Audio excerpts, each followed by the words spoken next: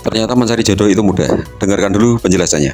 Begini saja, jika mencari jodoh itu susah, namun ada juga yang ternarasikan dengan kategori itu namun menjadi mudah. Contoh, beberapa waktu lalu terdapat gadis kaya di Bali yang bersedia menikahi pria miskin. Lalu gadis tersebut turun kasta.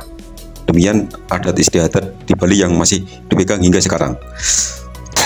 Itu artinya nasiblah yang menentukan. Meskipun nasib baik tersebut yang dikategorikan itu adalah 1:1000, namun yang kita hadapkan adalah ada nasib baik berpihak pada kita jika kita mengalami nasib yang dikategorikan dalam hal itu. Lalu ada yang bilang mencari jodoh itu mudah jika kaya, begini begitu, punya status sosial tinggi, kedudukan tinggi, semisal anak presiden, anak pengusaha dan sebagainya. Ada juga seorang pemuka agama jika mencarikan jodoh anaknya yang kaya, kalau yang miskin tolak secara halus supaya tidak tersinggung atau bagaimana ya. Namun itu semua adalah usaha kita dalam mencari jodoh. Soal nemu atau tidaknya urusan belakangan. Dan yang terpenting dari itu semua adalah urusan makan sehari-hari.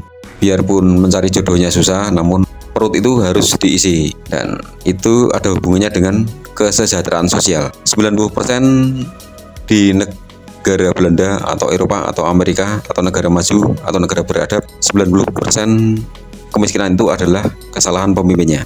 Sehingga di sono nih rakyat jelatannya, kaum duafannya atau orang miskinnya mendapat tunjangan uang dari negara, sehingga tidak perlu meminta makan ke tetangga atau ke teman saat susah makan, karena nggak ada alasan lagi untuk melakukan itu karena sudah mendapat tunjangan uang dari pemerintah, yang mana tunjangan itu bisa digunakan untuk memenuhi kebutuhan akan konsumsi makan.